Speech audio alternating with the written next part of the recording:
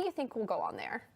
Well, you had the skinny deal on trade, but the reality is that the Cold War between US and China on technology, data, information, finance, and so on is actually escalating. Right or wrongly, the US wants to contain China, and it's right. It feels like what China is doing in terms of trying to take over the industries of the future is a threat to the economic and national security of the United States. So the fight on 5G and technology is actually escalating by the day. We have only a truce on the trade side.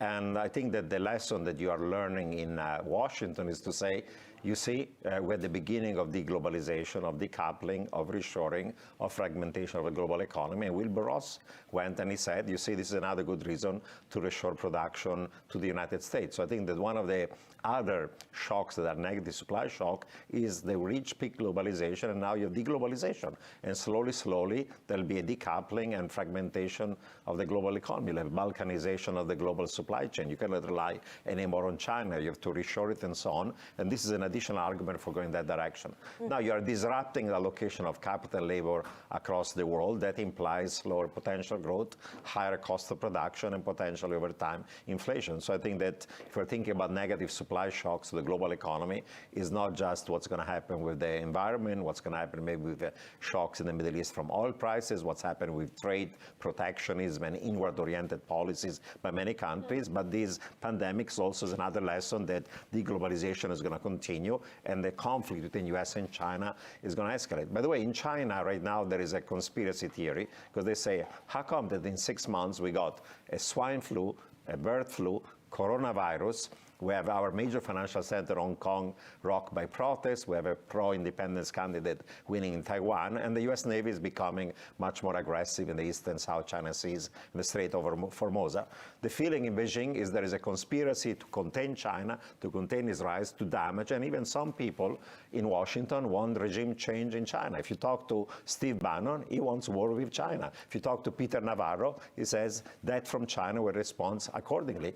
And even speeches by Mike Pence or by Pompeo, they're saying China should keep its place down where it should belong. It's really a Cold War kind of mentality. And therefore, the Chinese in this situation may actually start cyber warfare against the United States. They might actually create tension with Hong Kong, with Taiwan, or even Vietnam. So these things actually, I think, are going to get worse, because they feel there is a conspiracy against them. They are cornered by the United States and the West, and they have to do something. Right now, the regime of Xi is under some threat. And once you have a threat, you find a foreign scapegoat. I think that's something you have to worry about. People are happy about the trade deal, but actually the overall economic and political relation between the U.S. and China is going to get much worse this year. I mean, these are some serious risks that you're highlighting. You just brought up cyber warfare. How does that play out? What is the worst case scenario there that you're keeping an eye on?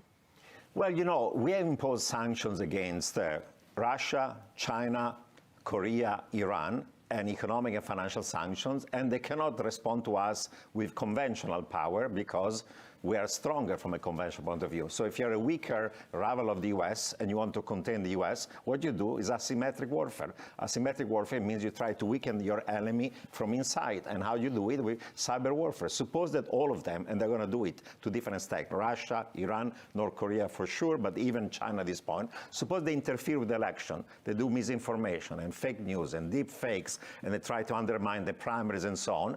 Then whoever is going to lose, because it's going to be a very tight election, could be a Democrat or Republican, is going to scream rigged. And once it's going to be rigged, you're going to create political chaos in the United States. It could be much worse than 2000 when Gore went to the Supreme Court and then conceded. You know, I don't think that Trump is going to concede. If he says he's going to rig, there will be militias in the streets of Washington with guns saying this was a rigged election. They want to create chaos. They can do it with asymmetric warfare. They mean cyber warfare, to create as much political chaos as you can this year, because this year is a critical year. It's the year where you decide who's going to be the next U.S. president. So at best, you weaken the U.S. political system and the ability to project power abroad. And at worst, you're going to create so much chaos that then the U.S. hard and soft power against this foreign revisionist power is going to be undermined, because all four of them feel the U.S. wants either regime change or undermining them. So they're going to respond. And the only way they can respond is cyber. So we'll have the first global cyber warfare this year. That's a very, very likelihood. And it's not me saying it. If you look at the senior intelligence officials, when they make testimony, they insist that it's going to be total cyber warfare this year. It's going to create political chaos in the United States. That should be our baseline on what's going to happen this year, unfortunately. All right. we're going to stick with all of this. Just want to point out that the Dow is now off almost 4%. We're down 968 points on the Dow. Coming up,